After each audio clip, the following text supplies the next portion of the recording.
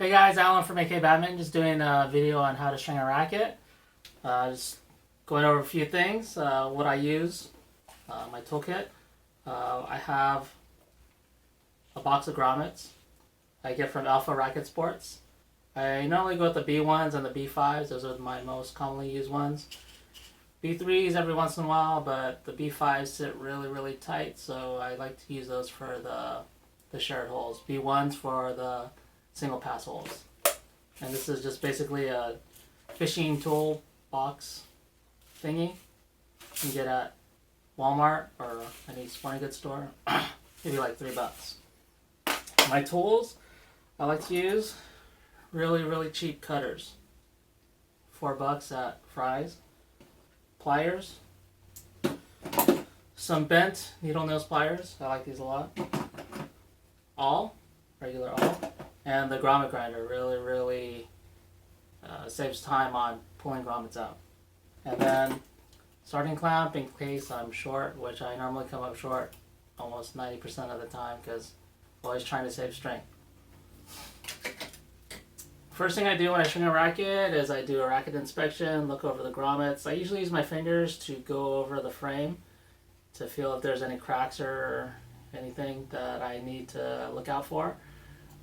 Then I'll do a grommet inspection, make sure all the grommets are okay, and everything looks fine. Then next thing I'll do is I'll pull my string. So this customer wants BG80, pulling it off the reel. I'll use 5 meters and about a foot. 1 meter is about 3 feet. So I know this point on my body is about 3 feet. So I'll pull 5 of these. 1, 2, 3, 4, 5, and about a foot. And it'll get me through the racket. And then when I pull my crosses, I'll pull a little bit less. When I start off the racket, I like to pre-weave like the first 5 mains on each side. Just a little bit easier when I use my H piece, which is basically like a load spreader, but Yonex has their own H piece that fits right in the middle of the racket, so it distributes the load on the racket so you don't break it. Stick in left side, right side, find the 2 tips, put them together, pull it so it's even. And I like to wrap it around the grip because I'll have to pull that extra slack to put in the tension head. So I just wrap around the grip. I use my index finger and then my thumb to hold it and then just pre-weave the racket.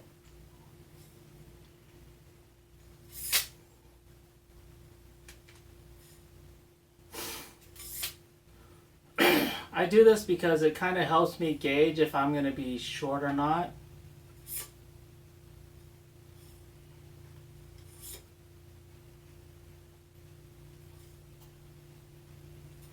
So about this length is good. I'm probably going to use my starting clamp. If it's a little bit longer, I won't have to use my starting clamp. I could probably get away with that length, but this is always good, maybe about like 4 inches. And then go on the other side.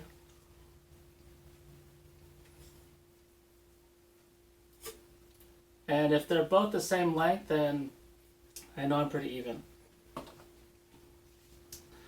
Stick the H piece in the middle.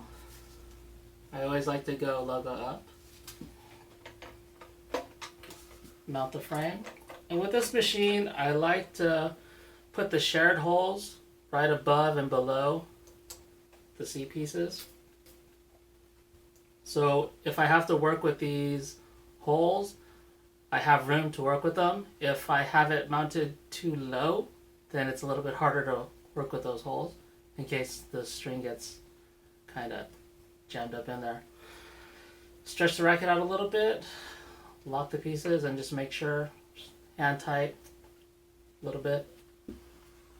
And when I clamp, I have to clamp it a little bit lower because when these clamps are together in the middle, they hit and can't clamp the strings.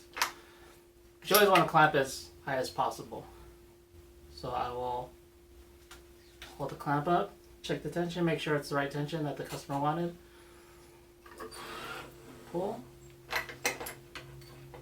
clamp, cam, and I'll do this 22 times.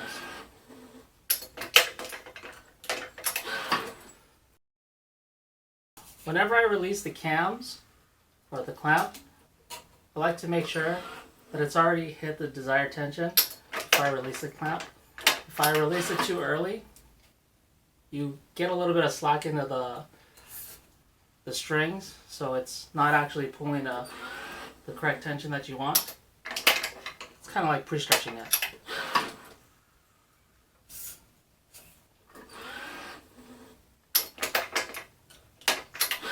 So I kind of listen to where the tension head stops, then I can release the clamp in.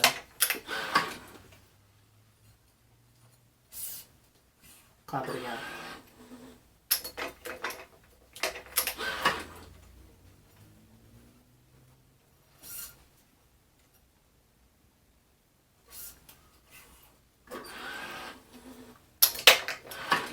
Kind of with this pattern that I use when I pre-weave the rackets, especially on the Z-Force 2s, they do have a grommet strip on it. So you have to have a main up and a cross down, and then you have to alternate that on each side.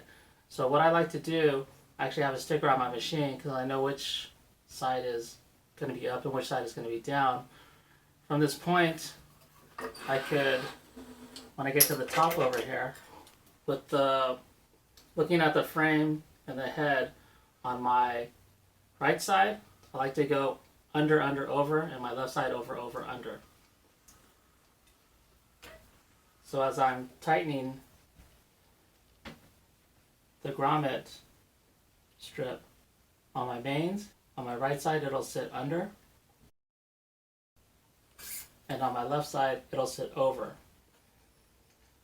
Because I've strung this customer's racket so many times, the grommets are kind of already set. So it kind of already sits like over, over, under, under, under, over. But I always want to make sure that when I pull the string that it is staying up. So I'll use my finger just to make sure that I hold it and it stays up. And then on this side,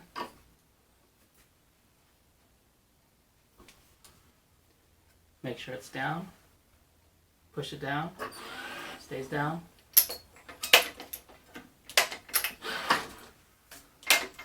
And then if you haven't noticed, I have been going, I do the first two, and then I'll do the next two, and then I'll alternate every single one. I won't do half of it, and then the other half, or do like 4 here or 4 there. I just think it kind of keeps the racket a little bit more symmetrical, more even shaped, instead of kind of warping it a little bit and then warping it back. From here is where I get a little bit more technical. The Yonex string pattern is you start your cross on 9, tie off on 6, your mains tie off on 8. Technically you can only get 2 pieces of string into 1 hole. What I like to do is put 3. So from here, I'll stop at the top. I'll pull my crosses, my 5 meters, and I like to conserve a little bit, so I'll pull about like maybe 6 inches less. Always cut at an angle. When you cut at an angle, it gives your string a little bit sharper tip, easier to work with. So from here, I'll start my crosses looking at the racket. I'll start on the left side at 10, and I'll start over. And then when I go through, I'll start on top, on 10. Leave across. When I come on the right side, I'll be under, and I will go under my main string. So from here, coming out on the right side, I'm under, and I'm coming out under. The left side, when I started on 10, I start on top, and I start over.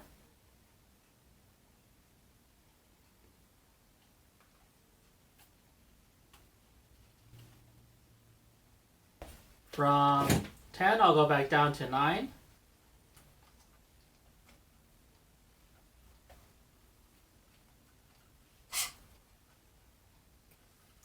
Then I like to have a little bit shorter of a tail. If you have trouble sticking it in, what I like to do is because I'm starting, there's not a lot of tension on the strings, so I can use my fingers to push down and try to stick the string through. It doesn't work. Lift it up, angle it down, and it usually goes through. If I don't want to use my fingers, I could always use my awl to either push it up or push the string down. We put a lot of pressure on the strings. They have a pretty high tensile strength, so putting a lot of stress on the strings like this is okay. I would not recommend sticking the awl inside the hole because you could damage the string, poking it and then breaking the fibers. It's not good. So pushing it down or pulling it up is probably the easiest thing. They do have a string mover. It's kind of bulky for me. I like to use the awl because it's so small and compact. It's easier for me to work with, so I use the awl. And this is my knot. I learned it from Toshi Yuza, so I call it the Toshi knot. So basically I always start from the outside, go inside, outside in, 1 loop, 2 loops. When I come up through the loops, when I come up I want to go through the loops. And then through the loops again.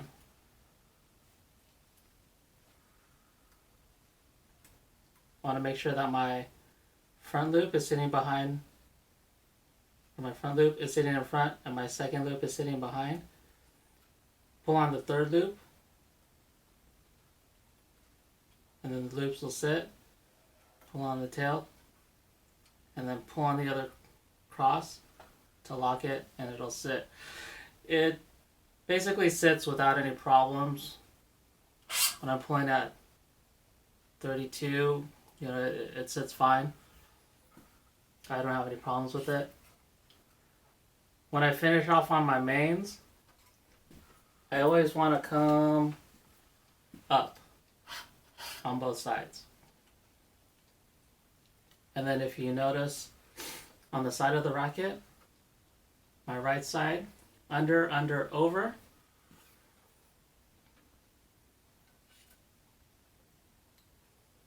Then when I come on my left side, it's over, over, under.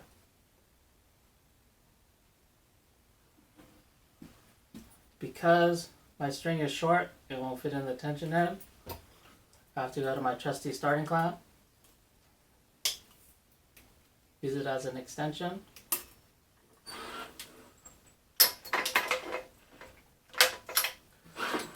A lot of people like to add tension to your knot. I don't do it. It's just something I've never done. I don't have any complaints, so my knots usually don't move that much, so I never really added tension. When I'm tying my knot on my mains, what I like to do, outside in, come up, my first loop. My second loop I like to make it a little bit smaller. So when I come up through the loops, my right hand will pinch the tail, and then I'll switch to my left hand. So as I come through to make my third loop, I'll stick my middle finger through the second loop. I'm pinching the first loop with my left hand. I'll let go of the first loop, and then I'll pinch the tail, and then my right hand will hold the third loop. I'll pull on the third loop, holding the second loop with my middle finger. Let the first loop sit. Then I can let the second loop go, let the second loop sit. Use my pliers to just get a little bit of leverage. Pull with my fingers, because if I pull with my pliers, probably put too much tension on the string and break it. And then I'll hold it till it gets pretty low, let it go, and then pull it really fast so it sits. That's the Toshi knot. If I release my cam, just a little bit of slippage. So I'm not losing a lot of tension on my knot, so I never really add tension. Again, I'm short, so use my starting clamp.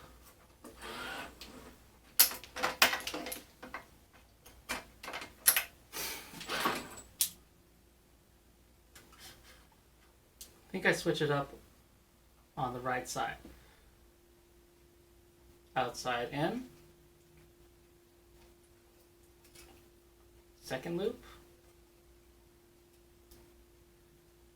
Go through the loops. My second loop is smaller, so I'll go through the loops again. Pinch the tail with my right hand. My middle finger goes through the second loop. The third loop, I'm pinching. I'll pull on it. First loop will sit. Second loop will sit. If I pull on this when I'm tightening my knots, then the loop won't sit. So you have to let it have a little bit of slack in order for it to sit. A little bit of leverage, pull, then cinch it up. Minimal amount of slippage.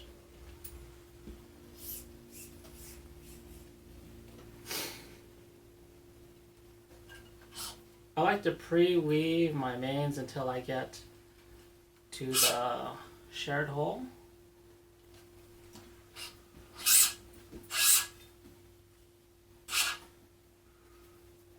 Need to leave a little bit of slack so I can pull my cross. From here, I like to use my awl, push the main string down, angle the string up, push it down at an angle, angle the string upward.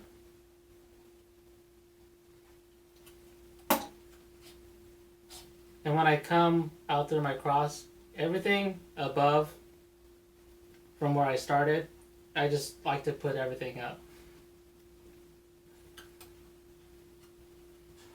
And then actually, by the way, there's 3 pieces of string in here. I have my main, my cross, and my knot for my main. Before I pull this all the way through, I like to have a little bit of slack right here. So when I do pull it through, I like to make sure that it sits flush on the bottom. And then my main, when I tie my knot, is flush on the top. So I'll push down, make sure that it's on the bottom. I'll pull once, let it go, pull it again, pull up on the bottom, pull up on the second one, straighten my strings out, and then I'll clamp. This is the only time I'll pull two pieces of string. The reason is because the motor is really, really strong on this machine. So if I pull the first one, then snap the knot.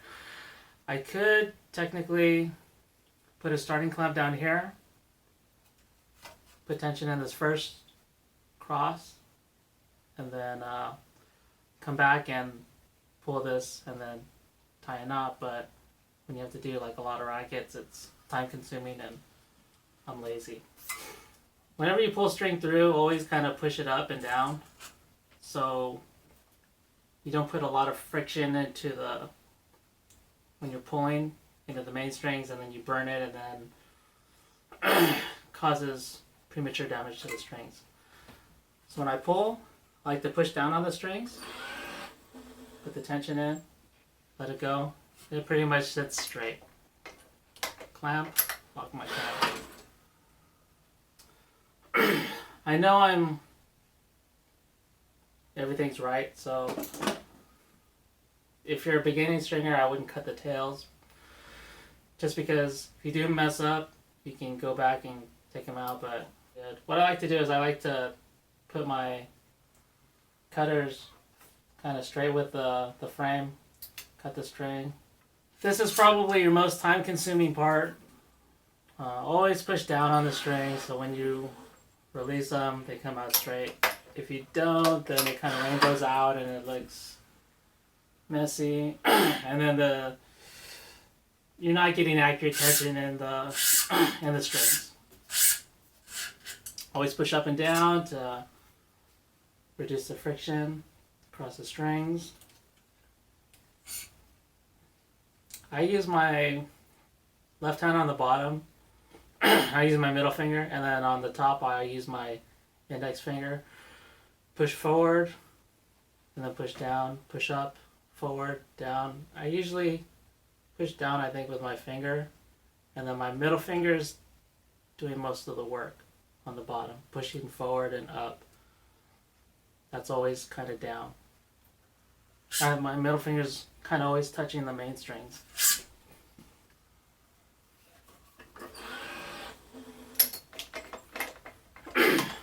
Because I have a second clamp, I'm using 2 clamps, I can release it's basically a safety. So if I do happen to release this clamp, I would have a safety so I don't have to start all over.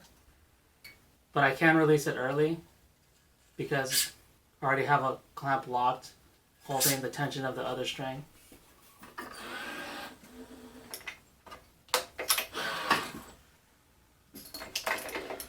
I like to pre-weave one ahead just because it kind of acts as like a soft weave. If I pull tension in the string and then I weave, it's a little bit more difficult to weave through. Like here, I could just almost go all the way through without kind of taking a break. But if I happen to pull tension of this string also,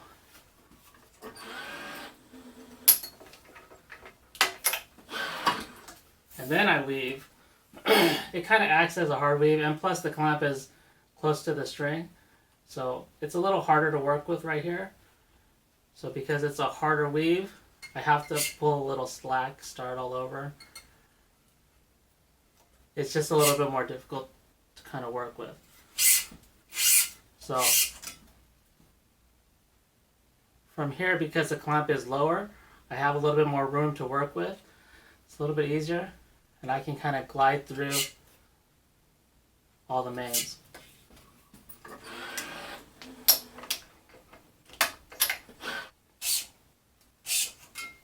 With this pattern, it's kind of less shared holes, so they do have covered holes.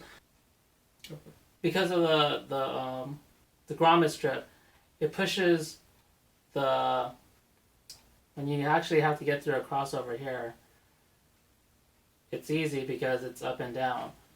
Whereas if on like a conventional racket or a regular racket, because your main is covering over your cross, sometimes it's a little bit harder to push the string through, unless if the holes are staggered, which most rackets are nowadays, it's easier to put the string through that cross. But on the Arc Saber Z slashes, they're not really staggered. So what I've seen some of the UK stringers do is before you pull this main, they'll stick a piece of string in here so you can actually pull the main so you can work easier to get your cross in. So now I'm at my shared hole on the top. Because this is going down, I like to angle it up. And because it's a customer's racket that I've done for so long, it basically just slides in because of basic memory of the grommets. Then on this side, because the string is on top, I want to angle it down.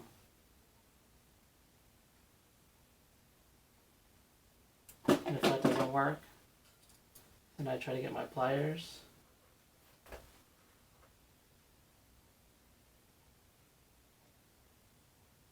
And if that doesn't work, then I cut another tip.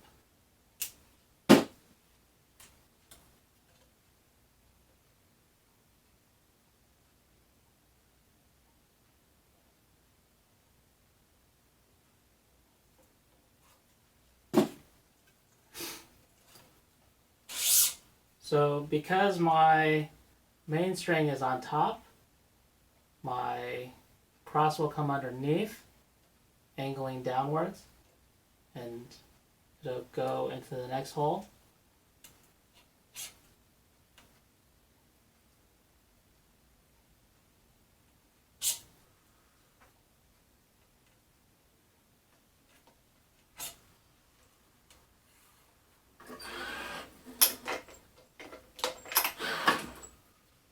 So when I pull this string through,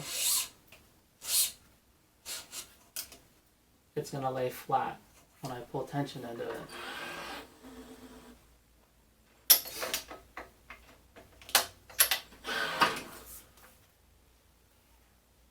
And because this string is going underneath, when I come up using my pattern, it's going to come up on top of my main string. So it creates kind of a hard weave, so there's friction against the string. If my main is on top and then my crosses are going underneath, and then the next main I have to go over, there's friction created, so the strings won't move. If I were to go, my mains are on top, I looped around, and then my main came underneath, there's no friction created, so the strings can move. So what I like to do is create friction so the strings won't move. So because on my right side I go under, under, over, my left side I go over, over, under, when I get to my over, over, unders, I'm under. Because the main was on top, I have to go underneath the main string on the grommet strip. And then my previous one was under, so I'm going to go over on my main string, which is basically going to do the same thing, create friction.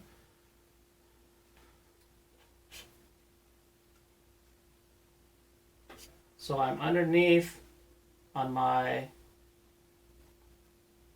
main, and then when I come to do my cross, I go on top. So it creates that friction that I'm talking about. I've heard some stringers say they like to have like an open pattern so there's less friction, but when players string at higher tensions, why do you want to have that string be able to move where you want to create a tighter string pattern? So I like to have it tighter, because most of the time when I'm stringing rackets for customers or players, they like them tighter. People around here tend to string on the tighter side. So if I did have that kind of soft weave compared to like a hard weave is what I'm doing, then the soft weave creates less friction, strings can move more. The hard weave creates more friction, so the strings stay tighter and they don't move as much.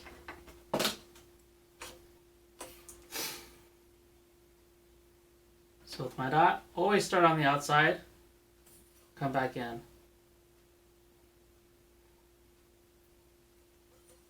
First loop, second loop a little bit smaller. When I come up, I go through the loops, grab the tail, pinch the first loop, come through, let go, make sure my middle finger is going through the second loop, pinch the tail, hold the third loop with my right hand. Then I'll start pulling on the third loop. If I don't let go of the tail, if I hold it up, then it doesn't sit. So I have to let a little bit of slack. So when I pull, the first loop will sit. Then I can let go of my middle finger. Just got to keep an eye on the first loop and the second loop. Make sure that the second loop sits behind the first loop. And I can tighten it up. Pull a little bit of that slack. Pull with my fingers, not with my pliers. Just use my pliers as leverage.